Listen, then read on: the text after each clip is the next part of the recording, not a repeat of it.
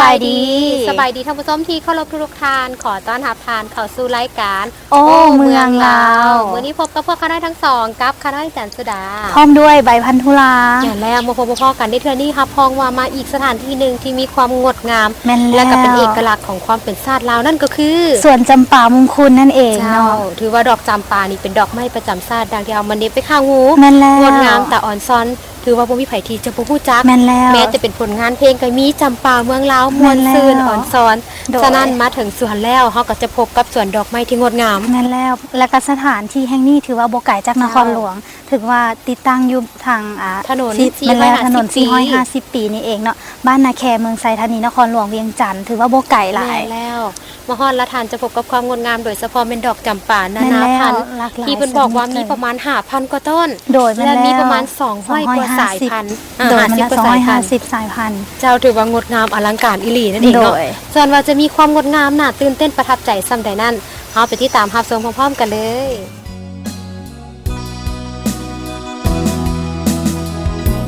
โอ้ดวงจำปาโอ้ดวงดอกจำปางามสง่าจำปาเมืองลาวงดงามแวววาวจำปาลาวดอกไม้ประจำชาติงามองอาจชาติลาวขอจารึกนึกคิดฮอดหอมหวนอบอวนสวนละเมอหาแท่หนาจำปาเอ้ยเห็นสวนดอกไม้บิดาปลูกไว้ตั้งแต่นานส่วนดอกจำปามงคุณงดงามเต็มไปด้วยดอกจำปานานาพันธุ์หลากหลายสีสันสดใสงดงามและหอมหวนเป็นสวนดอกไม้ที่มีความกว้างใหญ่เพราะมีเนื้อที่ประมาณ4 เฮกตาร์และเป็นสวนดอกจำปาที่ปลูกไว้เพื่อเป็นที่ระลึกศึกษาเรียนรู้เพราะเป็นดอกไม้ประจำชาติของประเทศลาวเฮานั่นเองด้วยความภาคภูมิใจของแม่อุทกีจุลมณีแม่จึงอยากให้สวนดอกจำปามงคุณแห่งนี้ได้กลายมาเป็นบ่อนอนุรักษ์ดอกจำปาเป็นบ่อนศึกษาพัฒนาเรียนรู้ให้หุ้นลูกหุ้นหลานเฮาได้เข้ามาเบิงมาสมพร้อมทั้งเรียนรู้ถึงประวัติความเป็นมาความหมายความสำคัญของดอกจำปาและยังได้เรียนรู้ถึงการปลูกฝังการทนุถนอมรักษาบัวระบัดการขยายสายพันธุ์ที่ได้มาจากหลายแห่งเช่นทั้งภายในและต่างประเทศโดยการรวบรวมเอาจากครอบครัวแม่และด้วยแรงบันดาลใจเพราะพ่อของแม่แม่นเป็นผู้ประพันธ์เพลงจำป่าเมืองลาวโดยพ่ออุตมะจุลมณีซึ่งเป็นผลงานเพลงที่มีความโด่งดังในอดีตและครบรอบ75 ปีผ่านมาแล้วแต่ก็ยังคงความมวลอ่อนซ้อยจนไผๆก็ฮู้จักและได้ยินได้ฟังมาฮอดทุกวันนี้งามดังดวงดาวสาวลาวเพิ่งใจเกิดอยู่ภายในแดนดินลานสาและตอนนี้เนาะข้าน้อยเองก็ถือว่าได้นั่งข้างๆกับแม่ผู้เป็นเจ้าของสวนจำปามงคลแห่งนี้แต่ว่าตอนนี้ไปฮู้จักกับแม่เพิ่นดีกว่าเนาะสบายดีแม่สบายดีโดยสบายดีก่อนอื่นเนาะก็อยากให้ทั้งแม่แนะนำตัวเองให้ทั้งท่านผู้ชมได้รู้จักเนาะว่าแม่ชื่อหยังเนาะแม่ยินดีที่สุดมื้อนี้ที่ว่าทางโทรภาพได้มาสัมภาษณ์โดยแล้วก็แม่เองก็ขอเสนอตัวหน่อยหนึ่งเนาะแม่ชื่อนางอุทากีจุลมณีคำผุยโดยเป็นพนักงานบำนาญเพราะว่าก็เคยเฮ็ดเวียกเฮ็ดงานมาโดนนานปัจจุบันก็อายุ70 กว่าปีแล้วแล้วกับแม่ก็มีความคิดอยู่โดนแล้วแหละแต่บ่มีโอกาสได้เฮ็ดได้สร้างแต่ว่าหลังจากว่าได้พักเวียกมาก็ คิดว่ามีความมุ่งมั่นที่สุด โดย ว่าอยากรวบรวมสายพันธุ์ดอกจำปา อ๋อโดย มาอยู่สวน เบื้องต้นก็คิดว่าก็เฮ็ดเพื่อตนเองนั่นแหละ โดย เฮ็ดเพื่อครอบครัวลูกหลานพี่ๆน้องๆเพราะว่าผู้ใดก็มัก โดย ดอกจำปา แม่นล่ะ ย้อนว่าดอกจำปาเป็นดอกไม้ประจำชาติ เจ้าแม่นแล้ว แล้วบ้านเฮาก็ยังบ่ทันมีบ่อนใดที่ว่าเป็นรวบรวมอนุรักษ์รักษาและพัฒนาสายพันธุ์ โดย จังเส้นก็เลยมีความมุ่งมั่นอยากเฮ็ดสวนแห่งหนึ่งน้อยๆสำหรับตนเองสำหรับครอบครัว โดย เพื่อเป็นบอนพักผ่อนจัง โด ซี่ ยและทางแม่เองได้รีเริ่มเนาะในการเฮ็ดสวนนี้นับแต่ปีใดแม่ ได้ริเริ่มเฮ็ดสวนหรือว่ารวบรวมสายพันธุ์มานี่ การตั้งแต่ปี 2007 อ๋อ ซึ่งว่าแม่ก็เริ่มอยู่เดินสวนของเฮือนตนเอง เจ้า ที่อยู่บ้านดงปลาแหลกหั่น อ๋อโดย เมื่อเริ่มหันกันแม่นว่ามีถึง200กว่าต้นแล้ว โดย เพราะว่ามีก็มีเดินบ้านใหญ่เติบ แล้วก็มี100กว่าสายพันธุ์แล้ว โดย เจ้า ถือว่ารีเริ่มจากบอนนั่นเนาะ ที่เริ่มจากบนนั้น 2007ฮอดนี่2017 10 ปีแล้วได้เนาะ 10 ปี โดย เจ้าก็เป็นสวนคักแน่แหละอยู่บ้านดงปลาแหลบก็ได้ โดย สวนน้อย โดย แล้วก็ได้ยกย้ายมาอยู่สวนแห่งนี้ โดยแห้งบันดาลใจแม่ได้มาจากข้างไหนเนาะที่ว่าอยากจะเฮ็ดในเรื่องเกี่ยวกับดอกจำปานี่ แห่งบันดาลใจนี่ก็เป็นย้อนว่ามีความคิดว่ามีคำถามว่า โดย เป็น เป็นหยังประเทศลาวเฮานี่ ซึ่งว่าเป็นประเทศที่ถือขนานนามว่าเป็นแดนจำปา เจ้า และนั้นดอกจำปาเป็นดอกไม้ประจำชาติ เลย อันทั่วโลกนี่ก็ไผก็ฮู้ แม่น เข้าเว็บไซต์ก็ฮู้จักโลดเห็นโลดว่า แต่ว่าเป็นหยังบ่มีบ่อนใด แม่นล่ะ ที่จะรวบรวม หรืออนุรักษ์ไว้เนาะ อนุรักษ์หมายความว่ารวบรวมไม่ความจบความงามอันนี้อนุรักษ์และพัฒนาขึ้นมาเรื่อยๆหั่นน่ะให้ลูกหลานบ้านเมืองได้เบิ่งจังน้อยๆก็อย่าคำอิดก็เบื้องต้นกันก็บ่ได้คิดดอกว่าสิมาได้ระดับนี้แล้วก็เผยแพร่ออกไปยังกว้างขวางแบบนี้สะสมไปแล้วพี่น้องหมู่ครูก็นิยมชมชอบหลาย โดย แล้วก็ไผก็อยากเข้ามาเบิ่งโดยทั้งที่ว่าบ่ได้ประกาศเป็นทางการ อ๋อ ไผฮู้ไผก็ แม่ล่ะ มา แบบคล้ายๆแบบบอกต่อๆเนาะแม่ บ เนาะ อกต่อๆกันไปไผฮู้ไผก็มา แต่เฮาก็บ่สบายใจอยู่บ่นว่าเฮาก็เฮ็ดสวนก็คือสวนนี่แหละหมายความว่าได้คิดก็คิดอยู่แต่มันก็บ่ทันมีความสามารถที่ว่าสิมา ให้มันงามดูตีนเฮ็ดจังได๋หนทางเฮ็ดจังได๋หรือว่ามีบอน ออ พั ก ก แบบ จัง ไม่ ได๋ ได้จังใดเนาะ เจ้า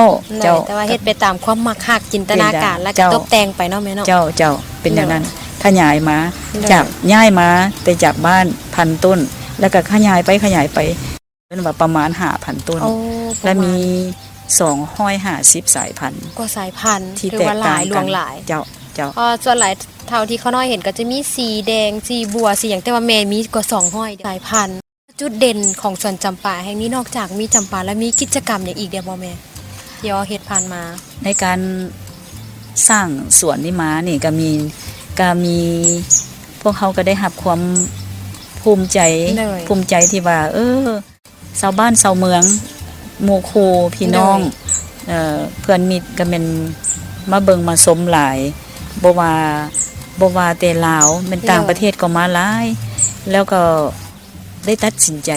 เปิดให้มวลชนได้เข้าสม เลย ปี 2015 วันที่1ค่ะวันที่3เดือน5 2015 ก็ถือว่าเปิดเป็นทางการหาก็เปิดเนาะ หาก็เปิดเจ้า เลย มีผู้เข้ามาสมหั่นน่ะนับทั้งคนลาวคนต่างประเทศ เด็กน้อยผู้ใหญ่หั่นแม่น 5,000 กว่าคน เลยประมาณ เจ้า 5,000โอ้หลวงหลายถือว่าเต็มเลยเนาะ ใน3วันเท่านั้นเด้ใน3วันเท่านั้น โดย เจ้า ถือว่าได้รับการตอบ เจ้า รับเป็นอย่างดีเล เจ้า ย น้อยเขาก็ได้เฮ็ดสิ่งนี้ขึ้นมา เลย เป็นมากผลก็คิดว่าบ่แม่นเพียงตั้งแต่ว่าสำหรับเฮาเอง แม่นเป็นส่วนรวมเนาะ เจ้าเป็นส่วนรวม เจ้า ได้อนุรักษ์ได้เฮียนฮู้แบบ เจ้า รุ่นลูกรุ่นหลานต่อๆไปได้ เจ้า สืบทอดนำแล้วก็ได้เฮียนฮู้ว่านี่แหละคือดอกไม้ประจำชาติเฮาที่ต้อง เจ้า ได้อนุรักษ์รักษาไว้ เจ้าแม่นแล้ว เลย ถึงว่า เนอะ นอกจากที่ว่า เปิดมาแต่ละปีให้มวลชนเข้าสมในฤดูบานของดอกจำปาบานก็เปิดมา3ครั้งเนาะครั้งนี้ก็เป็นครั้งที่3พอดีครบรอบ10 ปีของสวนแล้วก็พอดีปีนี้ก็เป็นครบรอบ100 ปีทานอุตมะจุลมณีซึ่งเป็นพ่อของแม่เองซึ่งเพิ่นก็เป็นรับเกียรติได้นำมาหยดศิลปินแห่งชาติโดยหลายคนหลายทานจะฮู้จักดีเนาะท่านอุตมะจุลมณีซึ่งพอดีมาฮอดปีนี้เดือน5นี่แหละเดือนพฤษภานี่แม่นครบรอบ100 ปีของเพิ่นแต่ว่าเพิ่นก็เสียชีวิตไปโดนแล้วเจ้าแต่คุณงามความดีจะลึกไว้ย้อนที่ว่าวิชาอาชีพหรือว่าผลงานของเพิ่นเป็นอยู่ทั้งฝ่ายศึกษาหลายเพราะว่าหลายที่สุดเพราะว่าเพิ่นตั้งแต่น้อยเท่าใหญ่เท่าเข้าร่วมการปฏิบัติก็แม่นรับผิดชอบด้านการศึกษา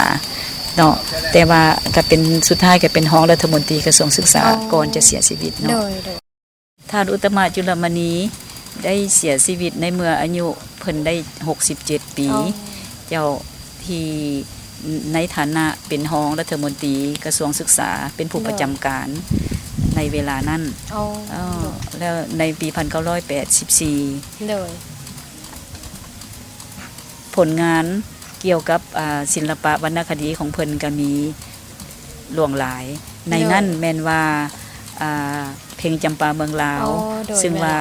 พวกเฮาทุกคนม่วนอ่อนซ้อยล่ะแม่ล่ะเจ้าไผก็ห้องได้ไผก็ฮู้จักเนาะจำปาเมืองลาวเลยกลายเป็นเอกลักษณ์ของชาติเพลงหนึ่งแล้วก็เลยว่ามาฮอดปีนี้ก็ครบรอบ75 ปีแต่งเวลานั้นเป็นปี1942มาถึงปัจจุบันนี้ก็ยังนิยมเจ้าเสียงเพลงหันก็ดังอยู่ตลอดแม่นล่ะเป็นเพลงตลอดกาลโอ้ดวงจำปาเวลาสม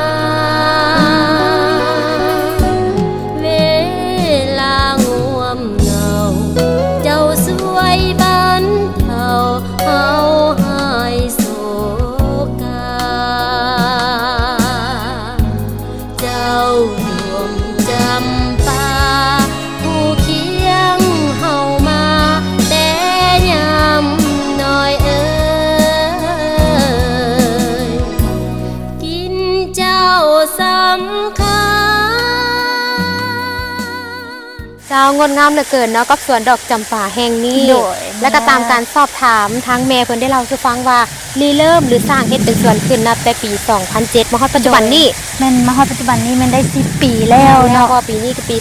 2017โดยและหลังจากที่ว่าสร้างมาเริ่มมันก็ได้ขยายมาเรื่อยๆนับจาก200บ่ก็ขึ้นไปเรื่อยๆ1,000 ต้นก็เดี๋ยวนี้เป็นประมาณ 5,000 กว่าต้นนับจาก100 กว่าสายพันธุ์ก็เป็น250 กว่าสายพันธุ์งดงามเหลือเกินเพราะเมื่อก่อนเราเคยเห็นแต่ดอกจำปาออกสีเหลืองแต่มีทั้งสีบัวสีแดงหลากหลายสีผสมสายพันธุ์ดอกไม้น้อยใหญ่ที่งดงามและบ่เฉพาะแต่ดอกไม้ดอกจำปาในอยู่ภายในประเทศคือว่ามีโฮมเอาอยู่ทางต่างประเทศมาอีกตื่มเนาะเพื่อว่าให้ได้ผสมพันธุ์ให้ได้หลากหลายสายพันธุ์แล้วก็รู้สึกว่างดงามหลากหลายสีสันเหลือเกินแล้วเข้ามาทางด้านในนี่เลยก็ตกแต่งอย่างสวยงามและอีกซึ่งประทับใจที่ได้มาเห็นดอกไม้ประจำชาติแล้วก็ทรงกลิ่นหอมหวนงดงามดังดอกจำปาเมืองลาวที่เคียงคู่คนลาวชาติลาวเฮาตลอดมานั่นเองเนาะถ้าสมมุติว่าย่างเข้ามาบ่นี้จะฮู้เลยว่าเป็นทุ่งดอกจำปาหรือว่าทะเลดอกจำปานั่นเองสวนดอกจำปาที่ใหญ่และก็งดงาม ถ้าข้าน้อยสามารถเว้าได้ก็ถือว่าใหญ่ที่สุดในประเทศลาวก็บ่ได้ แม่นแล้ว ที่สำคัญเพิ่นก็ยังได้เฮ็ดกิจกรรมหลากหลายอย่างเพื่อสังคมนั่นเองเนาะ นั่นแหละ ดังที่แม่ได้เล่าให้ฟังนั่นเองเนาะไปปลูกที่สวนเจ้านุวงศ์กับแม่ แม่นแล้ว อยู่ทั้งนักขบบ่ แม่น ที่ว่า แล้ นั่น ว เนาะ อยู่ทางเดินพระธาตุหลวงอีกตื่มต่อหน้าสภา อันที่สำคัญแม่ยังบริจาคให้กับโรงเรียนแล้วก็เป็นทางอยู่ วั วั ด ดว่า อีกตื่ม งามให้งดงามไปด้วยดอกจำปาอันนี้ก็ถือว่าเป็นน้ำใจที่งดงามของทางแม่แล้วก็ครอบครัวที่เพิ่นได้เฮ็ดสร้างขึ้นหรือที่สร้างเกี่ยวกับสวนดอกจำปาแห่งนี้ถือว่างดงามเหลือเกินนั่นเอง โดย เจ้าเอาไปส่วนพร้อมๆกันอีกเด้อ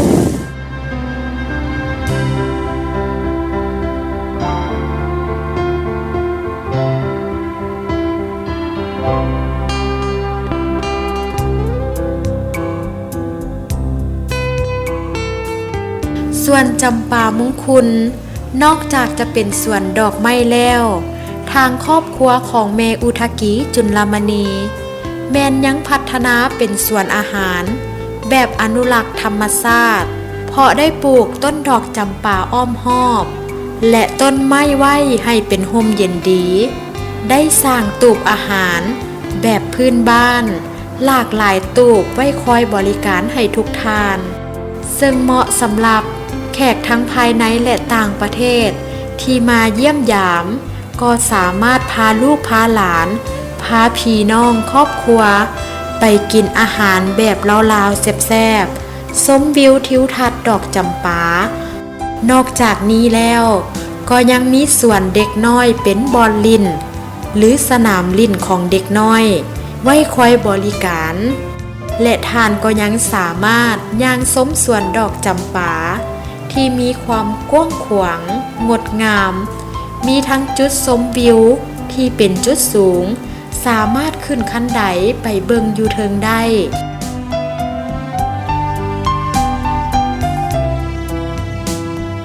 เมื่อทานได้เบิงแล้วท่านจะพบเห็นความงดงามและอ่อนช้อยของดอกจำปา หลากหลายสีสันงดงาม พร้อมทั้งกลิ่นหอมๆของดอกจำปานานาพันธุ์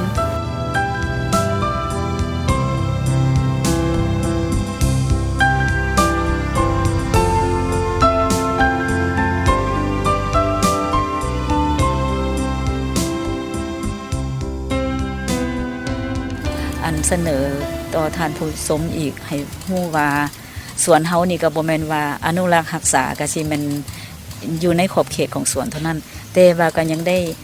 ทรงความงดงามนี่ออกไปทางนอกประดับประดาตัวเมืองคือกัน อ๋อ เจ้า แปลว่านอกจากดอกจำปาที่ว่าปลูกในสวนแล้วเขายังไปประดับประดาข้างนอกอยู่บ่อนใดๆนะแม่พอที่ว่าแม่จื้อได้เนาะ เจ้าก็เป็นโครงการหนึ่งของนครหลวงเมื่อลางทานสุกันมหาราชเป็นเจ้าของ นครหลวง เนาะแปลว่า4ปีก่อน4ปีก่อนหน้านี้ก็นั้นทางนครหลวงก็ได้ตกลงเอาต้นไม้เอาต้นดอกไม้หลากหลายสายพันธุ์ออกไปประดับประดาอยู่ที่สวนเจ้าอนุวงศ์มันก็ถือว่าแม่เองเป็นผู้ได้ไป โดย แนะนำไปช่วยไปแนะนำเรื่องการใส่ฝุ่นเรื่องการวิธีเทคนิคปลูกเนาะ โดย เจ้าอันนั้นก็เกือบเพราะว่า400กว่าต้น อ๋อ400กว่าต้นเนาะ 400กว่าต้นเจ้า เดี๋ยวปลูกอยู่ส่วนเจ้าอนุวงศ์แห่งนั้น ส่วนเจ้า และนอกจากนี้เดแม่ได้ปลูกอีกตื่มบ่ อยู่เขตสภาแห่งชาติแปลว่าเดินธาตุหลวง เดินธาตุหลวงกับแม่นอีกเนาะ เจ้าอนุสาวรีย์นักรบนิรนาม ซึ่งว่าท่านที่มาสมเมืองเวียงจันทร์ในเวลาดอกไม้บานก็จะเห็นโลดเป็นพวงใหญ่ๆงามๆหลากหลายสีไปว่าเอาออกไปทั้งหมดนี่1,000 กว่าต้นออกทั่วเวียงจันทร์1,000 กว่าต้น แล้วก็มี70 กว่าสายพันธุ์ 70กว่าสายพันธุ์ที่เอาไปปลูกข้างนอกแล้วแม่เนาะ เอาไปปลูกข้างนอก โดย แล้วก็ยังให้ความงดงามอยู่ให้แขกบ้านแขกเมืองได้ชื่นชม ได้ เนาะ ชื่นชม ความงดงามของดอกจำ และ ปา ความหอมก็ยังเป็นหอมอยู่ เป็นเอกลักษณ์ เจ้า โดย เจ้า แล้วก็ยังมีอย่างอีกตื่มบ่แม่ที่เป็นผลงานที่โดดเด่นของเกี่ยวกับสวนดอกจำปาของแม่แห่งนี้เนาะ เจ้าอันแม่ก็ได้ช่วยเหลือเรื่องในการค้นคว้าหรือว่าในการให้ข้อมูลข่าวสารแก่ บรรดาสาวหนุ่ม โดย เยาวชนนักเรียนที่เข้ามาเป็นหมู่เป็นกลุ่มเป็น มาแบบ เป็น ทัศนะ หอ เนาะ เป็นทัศนศึกษา โดย หลายโรงเรียนที่สุด อ๋ออั อันนั้นก็แม่นว่าได้ให้ความรู้เขาเจ้า โดย ดีเกี่ยวกับดอกจำปาเป็นอย่างไร ได้แนะนำอธิบายเนาะ แนำอธิบายความเป็นมาเป็นดอกไม้ประจำชาติคือแนวใดมีอย่างได้ไฮไลท์แล้วนอกจากนั้นแม่ก็ได้เขียนปึ้มจำปาในดวงใจลาว โดยแม่นละหลายทาน ได้ ค อ่าน งจะ บ่ ฮู้โดย คือทางลูกนี่ก็เป็นผู้หนึงที่ว่ามักติดตามผลงานแล้วก็เคยเห็นปื้มนี่ก็มักแล้วก็ได้ฮู้สายพันธุ์ต่างๆ ที่แม่เขียนไว้ เจ้า ความหมายของดอกจำปานั่นเองเนาะ เจ้า หลายท่านก็นอกจากนี้บ่ได้ดังแต่เมืองลาวได้ปื้มหัวนี่ไปฮอดต่างประเทศเนาะแม่เนาะ เจ้า โดยเฉพาะคนลาวอยู่ต่างประเทศเพิ่นเดินทางมาเที่ยวแล้วเพิ่นก็จะฮู้ความหมายก็แม่นได้เอาไปอ่านไว้เบิ่งได้ชมเป็นทีละนึกเนาะ เจ้า อันนี้ก็เป็นผลงานของแม่อีก เจ้า หนึ่งสิ้นนั่นเองเนาะ ที่ดังที่เขียนไว้ทางท้ายเนาะก็จะเป็นโดยดรอุทากีจุลามณีคำผุยนั่นเองเนาะหลายท่านคงจะรู้จักเด้อ แม่นน่ะนะพิมพ์ในปีเพื่อห่วมเฉลิมฉลองนครหลวงเวียงจันทร์ครบรอบ 450 ปี ตอนเฉลิมฉลองเลยเนาะ เจ้า กะวัง เออ ผ่านมาบ่ดนนี้เนาะ เจ้า โดย 450 ปีเจ้า ที่ว่าครบรอบเฉลิมฉลองนครหลวงเวียงจันทร์450 ปีแม่ได้พึมในระยะนั้นเนาะ เจ้าแม่นละ โดยมีแต่ว่าทานใดอยากรู้ความหมายก็ซอกเบิ่งได้เนาะปึ้มนี่เอาไปไว้อ่านไว้เบิ่งเรียนรู้ศึกษาโดย เจ้า และนอกจากนี้อีกได้แม่ ก็เว้าพื้นต้นไม้ โดย ต้นดอกจำปาต่างๆ แม่ก็ได้บริจาค โดย จำนวนหนึ่งให้วัดให้โรงเรียน สมพอวัดหลายแห่งแน่เนาะมีดอกจำปางามๆโดย ให้วัดให้โรงเรียน โรงเรียน แล้วก็เจ้าแคมทาง อ๋อบ างบอน โดย เจ้า โดย ก็ อันนี้ก็ถือว่าบริจาคให้พร้อมเนาะ เจ้าแล้วก็ศูนย์บอนคนครัว โดย ได้พัวพันกับสถาบันคนครัววิทยาศาสตร์ อ๋อ ของรัฐเฮาที่ โดย ว่าคนครัวเกี่ยวกับดอกจำปาเป็นยาแนวใดจังซั่นเนาะ เพราะว่าบางอย่างได้เป็นยาน้ำอีก โอ้ต้นจำปาแม่นเป็นยานับตั้งแต่เปลือกแต่ใบแต่ดอก นี่ห เจ้า ลายท่านยังวันฮู้ได้นี่เนาะ โอ้อันนี้แม่นคุ้นค่า แต่ ด เขา อก เคยเห็นแต่ว่าเป็นเมนูอาหารคือแม่เห็นแหละซุปแป้งทอดแซ่บแม่แต่ว่าเป็นยาอีกเนาะ เป็นยา โดย เป็นยาที่ว่าปัจจุบันนี่คือทางประเทศอินเดียเพิ่นกับคนกำลังค้นคว้าว่าจะยาต้านมะเร็ง อ๋อ เจ้า โดย แล้วก็คือทางประเทศจีนนี่สิเพิ่นก็ดื่มหลายน้ำสา โดย ดอกจำปา อ๋อ เพราะว่าเพิ่นฮู้คุณค่าของดอกจำปา โดย แล้วเพิ่นก็ผลิตออกมาเป็นน้ำดื่ม อ๋อ เจ้าซึ่งมันมีขายอยู่ตลาดบ้านเฮา อ๋ออาจจะมีแบบนี้ของเป็นของเราเองเนาะ แม่นล่ะแม่นล่ะ ให้แม่พ่อเนาะเป็นผู้ริเริ่มเนาะบัดนี้ แม่ก็ยินดี โดย แต่ว่ายินดีผู้ที่จะมาร่วมกัน โดย อ่า เป็นแผนในอนาคตซะเนาะ เจ้า ที่จะเฮ็ด เจ้า โดย เอาไปนำไส้เนาะ โดย เพราะว่าดอกหล่นอยู่นี่เป็นมหาศาล อ๋อมหา ดอก ศาล มหาศาล พอจะเบ่งบานตลอดแล้วหมดระยะเวลาก็จะหล่นลงแล้วก็ดอกใหม่ขึ้นมาแทนอีกเนาะ ทุกมือต้องหล่น อ๋อ อยู่ทั้งต้นนี่มี3มือแล้วก็ต้องหล่น งดงาม หล่นแล้วก็ เหอ ขึ้นมาใหม่หล่น ได้ ก็ขึ้นมาใหม่แม่ก็เก็บเป็นสาหันได้หลายที่สุด อ๋อ เจ้าเก็บเป็นสาได้หลายที่สุด เลย ก็คิดว่าอยากผลิตออกเป็นสาเพื่อว่าขาย เนื่องจากว่าทั้งภูเขาสมบ่จากทั้งต่างประเทศแล้วก็ทั้งโดยเฉพาะกับทั้งคนลาวเฮา โด เนาะ ย ชาวบ้านชาวเมืองก็แม่นเสนอว่าโอ้ยมาสวนนี่ก็แม่นงามหลาย โดย ก็บ่แม่นว่าอยากมาแล้วหนีโลดก็บ่แม่น โดย ก็อยากส้มแล้วก็บ่อยากมีบอนกินน้ำมีบอนกินอาหารแด พักผ่อน มีบอนพัก เนาะ พรเจ้าแล้วก็แรงๆมาหน่อยหนึงก็ไปส้มอีกจังซี่ นี่คล้ายๆว่า เจ้า เป็นความเรียกร้องต้องการ เป็นความเรีย เนาะ กร้องต้องการ โดย ของมวลชน โดย แล้วก็เลยได้ตัดสินใจหลังจากที่มีความเรียกร้องหลา โด ย ย จึงได้มาเปิดเป็นสวนอาหารหรือว่าห้านอาหาร โดย มีเป็นอาหาร ตู้ คอยบริ ส่ กา วน รเนาะ ส่วนตัว โดย 40กว่าตู้ โอ้ แล้วก็มีศาลา 40 ใหญ่ ตูบหนึงก็นั่งได้เป็น10เพิ่นได้เนาะ เป็น10 โดย แล้วตู้ขนาดกลางก็นั่งสาว30 มีหลายขนาดเนาะ เจ้ามีหลายขนาด ครอบครัวผู้ใดมา เจ้า แบบเป็นครอบครัว เจ้า หรือว่าเป็นทีมคณะทีมงานก็ได้ คือ เนาะ คณะทีมงานนี่ อ่า มีศาลาหนึ่ง โดย มันก็สิบ่แม่นตูบแล้วเพราะว่า โดย ใหญ่แล้วเนาะกับ80 คน อ๋อ ยังสิ สำห ใส่ รับ ได้ ใครอยากจัดงานมาได้ จัด เนาะ งาน โครงการเนาะ เจ้า โดย 200จังซี่ อ๋อ เจ้า โดย 200 คนก็เคยจัดแล้ว ถ้าได้แม่กว้างทั้งหมดของสวนเลยทั้งห้านอาหาร โอ้อ่าส่วนนี้เป็น4 เฮกตาร์ โอ้ 4 เฮกตาร์ หลาย แล้วเต็มหมดละ เต็มหมด เต็มหมดละเจ้า ถือ 4 เฮก ว่า ตาร์ กว้างเหลือเกินเนาะ4 เฮกตาร์นี่ มีสระน้ำแล้วก็มีห้านอาหารจังซี่ บอนเด็กน้อยลินก็เห็นน้ำพอได้ เจ้า มาเป็นครอบครัวเนาะสะดวก เจ้า สบาย พอเด็ อาก น้ หาร อยเล่ การ น กินก็มีหลายเมนู มีหลายเจ้า เน้นอาหารได้แม่น อาหารกับอาหารนานา ลาว อาหารลาวเฮานี่แหละ อ๋ออาหาร แต่ว่า ลาวเฮา เน้นความสะอาดความสด ๆ เจ้า อันอาหารลาวและอาหารแนวใดก็ได้แต่ว่าให้ตามสั่งตามสั่งเจ้าแต่ว่า ได้คอยบริการ เจ้า เลยได้รับการตอบรับผ่านมาเป็นได้แม่ ก็ได้รับการตอบรับดี ดีเนาะ ดีหาดีหลา ลูก ย ค้ามาหลายในระยะวันใดแม่ อันเป็นวันเสาร์วันอาทิตย์ วันพักผ่อนเนาะ และโดยเฉพาะก็เป็นวันเทศกาลต่างๆ อันนี้ก็เป็น เทศกาล เกือบว่าบ่มีบ่อนนั่งนั่นแหละล้น มา เจ้า หลายแม่ เจ้าน ละ มา เพราะมันก็บ่ไกลจากนครหลวง เจ้า คือ เจ้า ทางลูก ใกล้ๆ ขี่รถจากของการมาประมาณ20นาที30นาทีเนี่ยก็ฮอดจังซี่ เจ้า สะดวกสบายร่ม เจ้า เย็นบรรยากาศดีงดงาม เจ้า เนาะอันนี้ เจ้า ถือว่าเป็นกิจกรรมหนึงที่แม่เฮ็ดเสริมใส่ในสวนจำปา เจ้า แล้วใครอยากมาเที่ยวชมเขาเบิ่งสวนก็ได้เนาะแมันบ่แม่ เจ้าแม่นแล้ว กิน เจ้า อาหารเบิ่งสวนไปนำ เจ้าก็คือเพิ่นเมื่อกี้นี่มีแขกเนาะเพิ่นก็ เด้อ เข้ามาเบิ่งแล้วก็ออกไปกินข้าว อ๋อ สั่งอาหารแล้วก็ย่างมาเบิ่ง โด เจ้าย ก็ถือว่าได้เห็นหลากหลายอย่างความประทับใจ เจ้าเจ้า ทุกข้าน้อยคิดว่าทุกท่านนี่ต้องได้มีโอกาสสักครั้งหนึ่งมาเยี่ยมยามเรามาชมดอกไม้ประจำชาติแล้วมาลองชิมอาหารแซ่บๆทับพองก็บ่ผิดหวังเนาะแม่เนาะ มาฮอดอันน่ะ2-3 ปีนี่เขาก็ เด้อ จัดอัน กิจกรรมบ่ มุมถ่ายอันน่ะถ่ายรูป อ๋อบ นจุดถ่ายรูป เด้อ คือว่ามีน้ำพุบ่ ตก แล้วก็ แต่ง มี เนาะ เจ้าตกแต่งแล้วก็มีสถานที่อันน่ะสูงขึ้นเพื่อให้ได้ชมวิว ชมวิวอ๋อ ซึ่งว่าเป็นท่านจะเห็นเองเนาะ เดี๋ยวเราจะเก็บภาพทั้งหมดให้ เจ้า ท่านผู้ชมได้เบิ่ง ทะเลดอกจำปา อ๋อวันนี้เป็นทะเลฮอกว้างใหญ่เลยเกิดจะได้เอิ้นทะเลเนาะ หรือว่าธง อ๋อธงดอกจำปา เป็นธงแดนจำปา อ๋อเดี๋ยว น้อยๆหนึ่ง เดี๋ยว น้อยๆธงน้อย เดี๋ยว ๆธงน้อย เดี๋ยว ๆ อันนี้ก็ถือว่าเป็นความภาคภูมิใจหรือว่าเป็นสิ่งที่แม่ได้เฮ็ดมาเนาะจนมอดทุกมื้อนี้ เจ้า แล้วก็ยังคงเฮ็ดตลอดไปก็คือดังสวนสิมาได้แม่คันมาฮอดนี่มาได้ที่บ้านใดจังได๋แม่ เขาต้องเริ่มจากอันนาสี่แยกไฟแดงดงโดก อ๋อโดย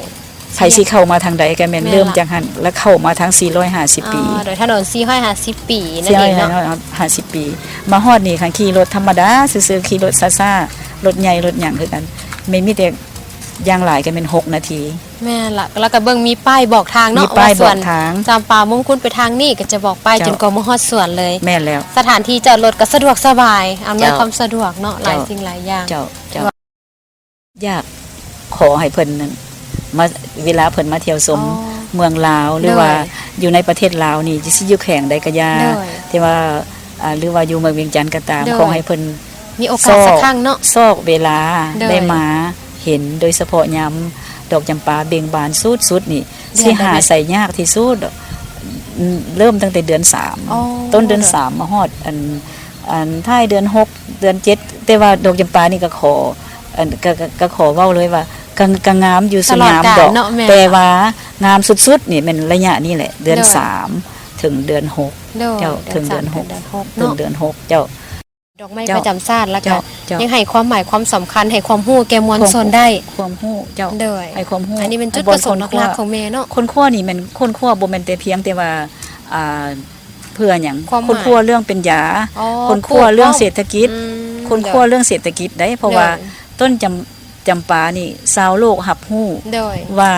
มันเป็นราชินีแห่งดอกไม้เมืองฮ้อน อ๋อ ราชินีแห่งดอกไม้เมืองฮ้อนทั้งงาม และทั้งเป็นดอกไม้มโหสถได้ อ๋อ หมายความว่าเป็นยา อ๋อ เจ้า โดย แล้วก็มีอนาคตทางด้านเศรษฐกิจ แม่นอีกหลาย และเป็นสินค้า ยังบ่ฮู้ได้นี่ว่า เจ้า เป็นยาเพื่อน้อยก็หาก็บ่ฮู้ว่า เป็นยาและเป็นสินค้าได้ โดย เจ้าเป็นสินค้าได้ สามารถเฮ็ดเป็นยาเป็นสินค้า เจ้า ส่งออกได้ทั้งภายในและก็ต่างประเทศเฮ็ดได้เนาะถ้า เจ้า ผู้ที่ว่า เจ้า โดย เจ้าอันนี้มัน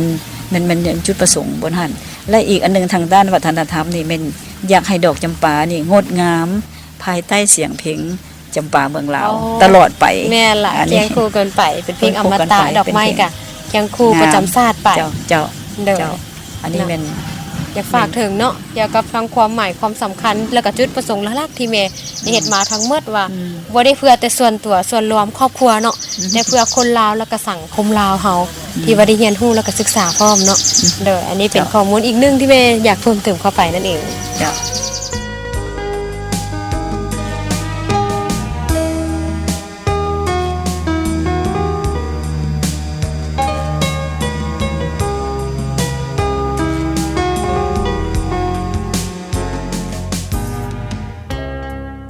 ดอกจำปางดงามเหลยเกินและอีกท่านหนึ่งค่ะเนาะอยู่ข้างๆแต่ว่าตอนนี้ไปฮู้จักเพิ่นอีกก่อนเนาะสบายดี เจ้าสบายดีเนาะ โดยรบกวนแนะนำชื่อเด้อ เจ้าข้าพเจ้าชื่อพัลณีคำผุยจุลมณี โดย เจ้า ทำหน้าที่ตำแหน่งเป็นไผเนาะอยู่นี่ อ๋อข้าพเจ้าเองเป็นลูกสาวของทานนางอุตกิจุลมณีเจ้าของสวน โดยลูกสาวผู้ที่เท่าไหร่เนาะ ลูกสาวล่าเพิ่น โอ้ลูกสาวล่ะจ้ะเนาะเฮ็ดหน้าที่หยังบ่ที่ว่าอยู่ในสวนแห่งนี้ เจ้าเพราะข้าพเจ้าเองก็เห็นหน้าที่ช่วยเรื่องของการตลาดให้กับ การตลาด ทางสวนจำปามงคลเนาะ โดยจะว่าเส้นว่าเกี่ยวกับหยังแดการตลาดที่เราเฮ็ดดีว่า เจ้า แม่น ผ่านมาพวกเขาได้เฮ็ดโฆษณาผ่านเรื่องของโซเชียลมีเดียทั้งพวกเขาเองทางห้านอาหารมีเพจของพวกเขาที่ว่าทานสามารถไปกดไลค์กดติดตามเนาะจะมีแจกโปรโมชั่นทุก เพจอย่าง ทุ เนาะ ก บ เดื อก อน กันเลยก็ได้เนาะเพื่อเพิ่นจะไปติดตามแล้วก็กิจกรรมของสวนเฮา เจ้าซื้อเพจของทางสวนของพวกเขาเป็นซื้อว่าสวนจำปามงคลและห้านอาหาร เจ้าสามารถเข้าไปกดไลค์หรือว่าติดตามข้อมูลข่าวสารต่างๆได้ ที่ เล เป็น ย ภาษาลาวนี่เนาะว่า เจ้า สว แม่ น ละ จำป่า เจ้า จำป่ามงคุณนั่นเองเนาะก็จะเห็นเวทแล้วก็ติดตามได้กิจกรรมต่างๆ ที่จัดขึ้นเนาะเอาอยากถามพี่ตื้มว่าดอกไม้จำป่าเฮานี่หลายสายพันธุ์มาอยู่ที่นี่ เจ้ามีส่วนแห่งนี้เนาะมีรวบรวมมาจำปาภายในและต่างประเทศหลายกว่า200กว่าสายพันธุ์หลักๆละเมนเฮามาเอามาแต่บ้านเฮาจำนวนหนึ่งเนาะ2-3สายพันธุ์แล้วที่เหลือเป็นสายพันธุ์มาแต่ทางเซาท์แอฟริกาทางเขาเอิ้นว่าแถวเอเชีย หรือว่าแถวโซนของยุโรปเขาก็เอามา เพราะว่าดอกจำป่าถือว่าเป็นดอกที่มักในความร้อนเนาะทนทานได้ เจ้า เหมาะอยู่ประเทศเฮานั่นเองเนาะปลูกงดงาม และกิจกรรมในสวนเฮาดังที่เห็นนี่คือนอกจากที่ว่าเขาปลูกต้นดอกจำป่าแล้วเนาะแล้วเขามีอย่างอีกตื่มบ่อยู่ในสวนเฮาที่ว่ากิจกรรมที่เขาคอยบริการเนาะ เจ้านอกจากจะซุ้มสวนพวกเขาแล้วพวกเขาจะมีเขาเอิ้นมาบริการทางห้านอาหารเนาะ โดย แล้วก็ทางอาหารพวกเขาก็หลากหลายบ่ว่าทางอาหารลาวเองก็ดี หรือว่าทั้งอาหารสากลก็ดีพวกเขา ตามสั่งบ่เนาะ นั่นล่ะตามสั่งเจ้า สั่งได้เป็นกระจัดให้ว่าซั่นเนาะ แม่นล่ะ แล้วก็มีกระตุบน้อยๆไว้คอยบริการบรรยากาศดีหลายถึง พร้อม เจ้า เขายังมีคาราโอเกะนำ อ๋อมีคาราโอเกะอีก เจ้า อ๋อสะดวกส แล้ว บา ก็ ย เพิ่มเติมพวกเขาจะให้สถานที่เด็กน้อยเนาะลิ้นเกี่ยวกับ อ๋ออั น ผู้ใดมาเป็นครอบครัว แม่น มี ล่ะ ลูกน้อยเนาะ นั่นล่ะ สามารถมีบอลลินของเด็กน้อยถือว่าสะดวกสบายมาเป็นคณะก็ได้เนาะแล้วเป็นจังได๋ผลตอบรับ เจ้าระยะที่ว่าได้เปิดทางห้านอาหารมาได้ครบรอบ1 ปีเนาะก็มีผลตอบรับดีพอสมควร ดีเลย เนื่องจาก แน่น ว่า อนเลย เพิ่นก็ได้ฮู้ข่าวทางพวกเขาโฆษณาไปทางกันโซเชียลมีเดียหรือว่าทางวิทยุหรือว่าพวกเขาก็ได้ออกรายการทีวีหลายๆรายการเนาะที่ผ่านมาทางเกี่ยวกับอาหารแม่น แล้วก็จะเป็นแขกที่มาเที่ยวแล้วคักซื่นชมบอกต่อๆบ่เนาะ แม่น แบ ละ บนี้ แม่นละแล้วก็ ก็เลย เห็น เป็น สังเกตว่ามีแขกบ่แม่นมาครั้งเดียวเท่านั้นบางคนก็มาหลายๆค มา รั้ง เรื่อยเนาะติดใจเด้เนาะ แม่นละ เพราะว่ามันงดงามถึงแม้ว่าอากาศอยู่บ้านเฮาจะร้อนแต่มันก็มีกระตุบแล้วก็ลมพัดเย็นที่สำคัญได้ชมสวนดอกจำปาที่งดงามเนาะ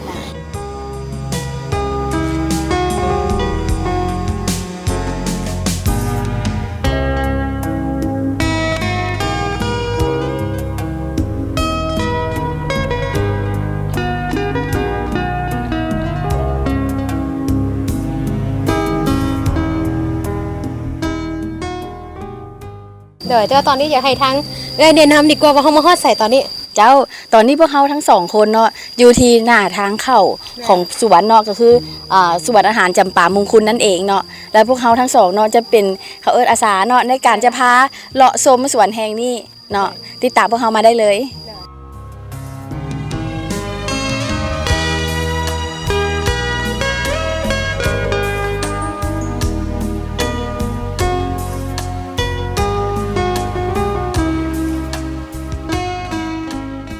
ตอนนี้เนาะพวกเราทั้งสองคนก็มาอยู่จุดที่สำคัญอีกจุดหนึ่งของสวนเฮาเนาะก็คือว่าเขาจะนำทางพวกทานไปกับจุดที่ว่าต้อนรับสามารถทางห้านอาหารของพวกเฮาหรือว่าสวน แขกเนาะ ขับแขกได้เนาะ ขับได้หลายปานใดอยู่ทางด้านหลังเขานี่ ประมาณ200กว่าคน ตอนนี้ยางข้ามน้ำอีกได้เนาะ แม่นล่ะ แล้ววิวงามหลายว่าตอนนี้ยางข้ามน้ำ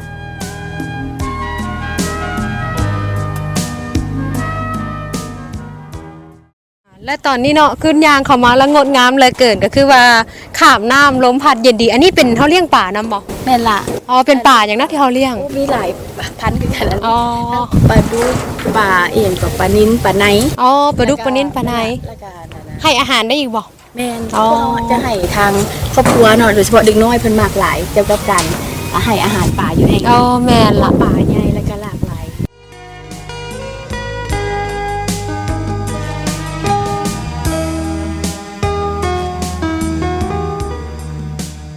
และตอนนี้เนาะขาน้อยเองก็ได้รับการแนะนำจากทางเอ้ยเพิ่นเนาะมาแนะนำว่านี่เป็นจุดบอลเกลือป่าเนาะให้อาหารป่ามีป่าอย่างเดียวเฮาปล่อยลงไปนี่มีหลายบ่ มีหลายสายพันธุ์ อ๋อ พันธุ์คือกันมีปลานิ้น ปลานิ่นปลาในเนาะ ปลาดุก โอ้ยสะอ่อน ป เด้ ลาคอ นี่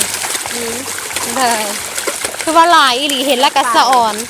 ที่สำคัญแบบว่าเลี้ยงแบบอนุรักษ์แม่นบ่ นั่นล่ะ บ่ได้เอามาปรุงแต่งอาหารเลยเนาะ อนุรักษ์เลย เด็กน้อยวันเสาร์วันอาทิตย์เด็กน้อยเนาะ มาให้อาหารป่าเนาะ แม่นเป็นมัก แล้วก็แบบบ่ได้ให้มีตึกเบ็ดอย่างอื่นเลยเนาะแม่นบ่มีแต่เลี้ยงไว้งามๆเฉย ในอนาคตนี้เขาจะมี ๆอาจจะมีเนาะถ้ามันหลายๆเหลยเกินเนาะ นั่นล่ะเจ้า ถือว่าดวงหลายอีหลีเนาะกับป่ามีทั้งปลาดุกโอ้ตัวใหญ่เติบเนาะปลาดุกแดปลาสวายเด้เนาะงดงามดวงหลาย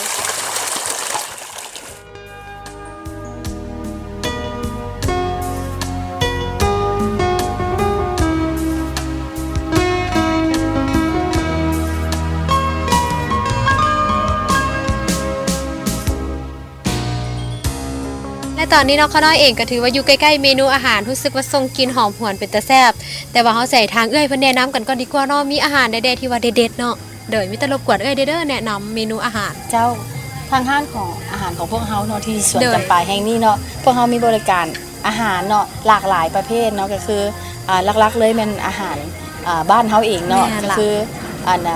หลายๆท่านที่ว่าเข้ามารับประทานอาหารหรือใช้บริการกินอาหารห้านเฮาแล้วมันเพิ่นมักสั่งปลา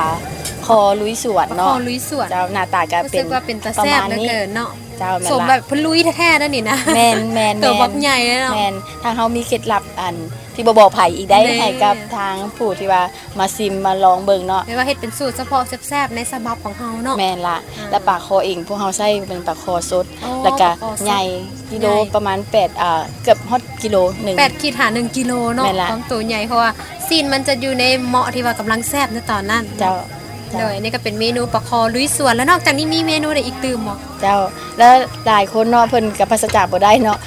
ช่วงนี้มันระยะของหน่อไม้ หน่อไม้ สดเนาะเพิ่นก็จะสั่งแกงหน่อไม้สดหรือว่าแกงเห็ดสด นี่ เนาะ แกง ใส่สมุนไพรต่างๆ ที่ว่าเฮาหาอยู่ท้องตลาดนี่ เลย มา แม่นล่ะ มาผสมแล้วก็ออกมาเป็นรสชาติเอกลักษณ์ขอ คื ง อว่า ทางสวนเฮา หน้าตาสีสันนี่งดงามรสชาตินี่ก็จะเป็นตาแซ่บแบบพื้นบ้านเนาะ แม่นล่ะ อันนี้ก็จะเป็นแกงหน่อไม้เนาะ นั่นล่ะ แกงหน่อไม้รู้สึกว่างดงามแล้วก็เป็นตาแซ่บเป็นอาหารที่คนลาวนิยมกินอาหารพื้นบ้านเฮานี่นะเนาะ แม่นล่ะ โดยแล้วนอกจากนี้มีอย่างอีกตื่ม เจ้านอกจากนี้เนาะพวกเฮาจะมีเด็ดๆเลยคือ เลย พลาดบ่ได้ก็คือไฮไลท์ของเมนูเฮาแล้วแม่น จุดเด่นเลยแหละ แม่นล่ะปราศจากบ่ได้เนาะก็คือ นี่เลยเนาะ ทอดจำปามงคุน หลายคนเอามาดมมาเนบหู จ้า แต่ว่านี่เป็นเมนูอาหารมาทอด แม่นล่ะ และที่สำคัญยังคงความเป็นดอกนะขออนุญาตจับเนาะอันนี่ ได้ จะเป็นดอกเลยแบบว่าดอกจำปาสดๆยังงามบานแล้วไปจุ่มทอดเนี่ย แม่นล่ะแม่น หลายทานเนี่ยลองกลับไปเฮ็ดอยู่บ้านเราบ่ได้แม่นบ่ บ่ เพิ่นฟีดแบ็กมาว่าทั้งใหม่ทั้งดำแต่ก็ อ๋ บ่ อ รสชาติบ่คือทางสวนของพวกเฮาทอดเองสดกรอบ นี่ นุ่มใน แต่ว่าต้องได้มาลองซีมเบิ่ง แม่นล่ะ แท้ๆเนาะว่า อันนี้เป็นสูตรเด็ดของส่วนจำปามุ่งคุณนั่นเองเนาะก็เลยเป็นทอดดอกจำปางดงามแล้วก็แซ่บกรอบหอมอีกเนาะ นอกจากจะ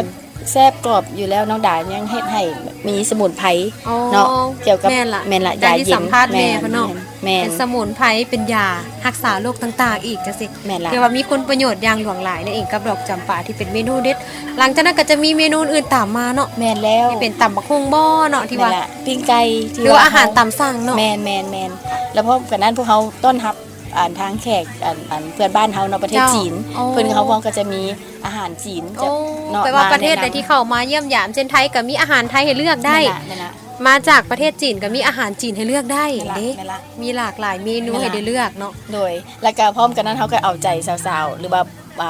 นุ่มเนาะ หนุ่ม อ่า เพิ่นมักกินสิ้นดาดเนาะ นี่แม่ อัน นละ นี้เขาก็มี เมนู เคล็ดลับน้ำเจล แบบมาเป็นครอบครัวก็จะมา แม่นละ สิ้นจุ่มสิ้นดาด แม่นละ แล้วได้ยินว่ากระเจ้าลือซื้อกันได้ว่าสิ้นจุ่มสิ้นดาดอยู่นี่แซ่บมันเฮ็ดจังไดเนาะอยู่นี่เน้นคัดสรรแบบใดเนาะ โ อ๋อคัดสรรเรื่องของความสดหลายกว่าแล้วก็ แม่น ผั ละ ก ขั้นสดมันก็ ปล จะ อด แซ่ สาร บ พิษ ใหม่ ที่เราใส่ในการปรุงแต่งอาหาร เป็ แต่ น ละค ผัก รั้ง ปลอดสารพิษอีกตืม นั่นแหละ ถือว่าเน้นคุณประโยชน์ถือว่าสดใหม่ทุกอย่างนั่นเองแล้วเราก็เฮ็ดมาออกแบบจบงามแล้วก็อาหารแบบแซ่บซ้อย แล้วนอกจากนี้เมนูเฮาถือว่าหลายบ่หลายอย่างให้ได้เลือกซิม อ๋อประมาณเกือบ50รายการ อ๋อ50กว่ารายการถือว่าผู้ทางเลือกเลยเนาะมีหลากหลายอย่าง นั่นแหละ สามารถสร้างอาหารแล้วก็กินไปน้ำชมวิวไปน้ำงดงาม ทางด้าน เกิด เพิ่มจากนั้นเขาอยากเพิ่มเติมเรื่อง เจ้า ของอาหารซีฟู้ดเขาก็ให้บริการ อ๋อ ปิ้งย่าง แม่น สั่งได้เนาะกุ้งสดอยู่นี่ แม่นล่ะ ปูสดเจ้า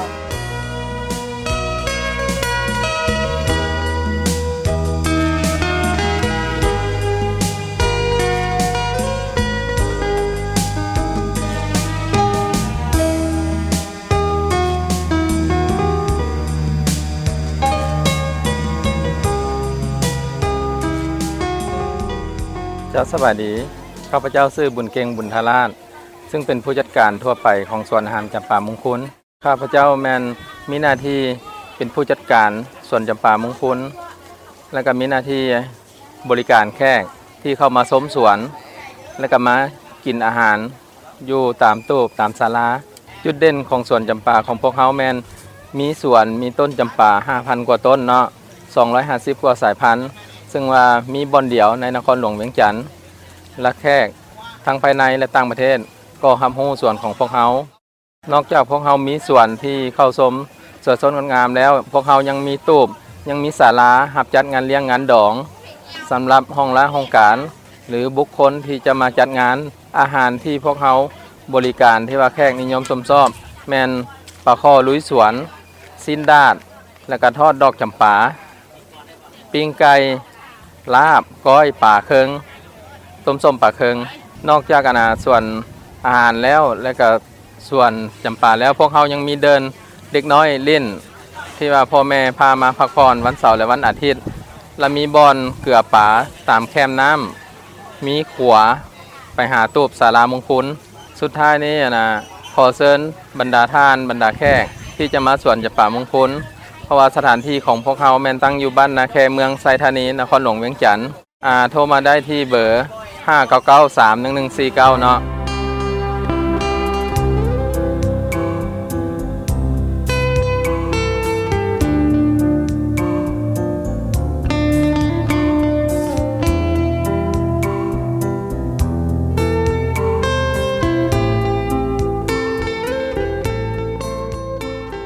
สถานที่ที่ข้าน้อยยืนอยู่นี่เนาะพวกเขาทั้งสองยืนถือว่าเป็นจุดชมวิวที่ โด ง ย ดงาม แม่นแล้ว อยู่ใจกลางสวนดอกจำปาเนาะ โดยแม่นแล้วถือว่าดอกจำปามายืนอยู่จุดๆนี้นะถือว่าเห็นดอกจำปาที่เอาต้น หอบเลย ดอกอ้อมหอบไปด้วยดอกจำปาที่งดงาม แม่น และส่ง ล่ะ กลิ่นหอมหวนมาจนแบบพรรณนาบ่ได้เลย แล้วดังที่เมย์ได้บอกจุดฟังว่าจุดนี้สร้างขึ้นเฉพาะเป็นจุดชมวิวที่จะเห็นเอกลักษณ์อยู่เลยเนาะหักแดดจำปา เห็นว่าเป็นถ่ายรูปมีความหักได้หนาหักเหลือเกินเหมาะสำหรับทุกเพศทุกวัยมาเที่ยวชม โดย ได้เก็บภาพทีละนึกนั่นเองเนาะ นั่นแล้วบ่ว่าจะเป็นทางคู่ฮักบ่หรือว่าเป็นครอบครัวแบบ หมู่ นี้ เพื่อนได้น้องมาเที่ยวได้และสมบนวาอีหลีนะเนี่ยไปมันจะเห็นเบื้องกว้างทั้งหมดเลย ประมาณ4เฮกตาร์เต็มไปด้วยดอกจำปา ที่กำลังเบ่งบาน เบ่งบาน อยู่ งดงาม แ มีหลากหลายสีสันที่งดงาม เห็นแล้วไม่มีความอิ่มเอิบประทับ แม่น ใจ แล้วและจุดพิเศษของดอกจำปาอยู่ทางแม่นี่พัดถ้า คร ส บ มมติว่า เลย แม่นแล้วครบเลยและดอกจำปานี่บานตลอดเพ จ้า ราะว่าจะมาในช่วงใดก็ถือว่าเป็นดอกแบบเป็นห่วงใหญ่เป็นก้านใหญ่เป็นจุ่มใหญ่แบบนี้ถือว่างดงามอีหลี เจ้า เนาะ และนอกจากจุดเด่นอยู่แห่งนี้แล้วเนาะทุกทานก็สามารถมาเที่ยวชมแบบครอบครัวเพราะว่าวันนี้ตูบห้านอาหารไว้คอยบริการมีกระตูบน้อยๆมานั่งกินข้าวเจ้าแล้วก็ยังมีอาหารไว้คอยบริการหลากหลายอย่างเหลือเกินที่ว่าเหมองกับกินอาหารจะแซ่บ โดย ชมวิวทิวทัศน์ให้อาหารป่าไปนำ แม่นแล้ว เหมาะ และเวลา เลยเนาะ นั่งกินอาหารอยู่ในตู้ในสวน เจ้า แห่งนี้ ถือว่าอากาศนี่เย็นสบายเพราะว่าเวลาลมพัดถึกหน้าน้ำมันจะเย็นขึ้นมา แม่น แล้วได้ ล่ะ กลิ่นหอมของดอกจำปานำอี โอ้ ก แบบว่าบรรยากาศก็สดชื่นอาหารก็แซ่บซ้อย แม่นแล้ว ถือว่ากลมกลืนเหมาะและที่สำคัญก็คือบ่ไกลจากนครหลวง แม่นแล้ว มาได้สำหรับทุกท่านที่อยากจะมาจัดงานเลี้ยงงานดองงานสั่งสรรค์เพิ่นบอกว่าได้เบิด โดย รับแขกได้เบิดได้อย่างหลวงหลายไว้คอยบริการ แล้ว มี40ตู้แล้วก็มีห้านใหญ่ๆได้ห้องรับไว้2-3ห้อยทาน แม่นแล้ว ที่มาจัดงาน โดย ที่สำคัญติดใจอาหารรสชาติแซ่บซ้อย แม่นแล้ว การบริการเป็นเลิศเลยเนาะขอบใจ แม่นแล้ว น้ำใจ และราคา ในกา ก็ รต้ เป็ อน น รับ กันเอง แม่นอาหารก็ถือว่าราคาบ่แพงเชิญชวนฝากถึงทุกท่านพ่อแม่พี่น้องชาวลาวเฮามาเที่ยวชมได้ โดยแม่นแล้ว รับรองว่าบ่ผิดหวังอย่างแน่นอนกับสวนจำปาเป็นเอก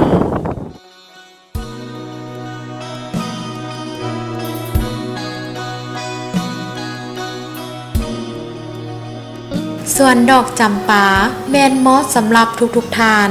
ที่อยากไปเที่ยวชมเพอถือว่าตั้งอยู่บ่ไกลจากนครหลวงเวียงจันทน์พอใกล้กับเส้นทาง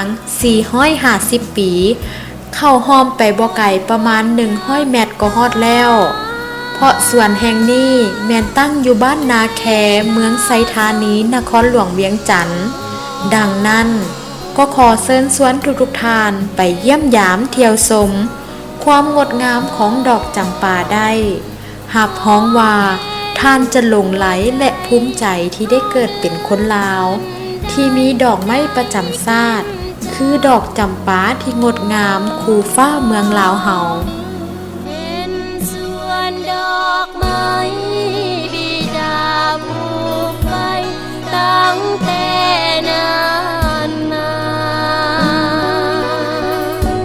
เวลาง่วมเหงาเจ้าสวยบันเทาเฮาหายโศกา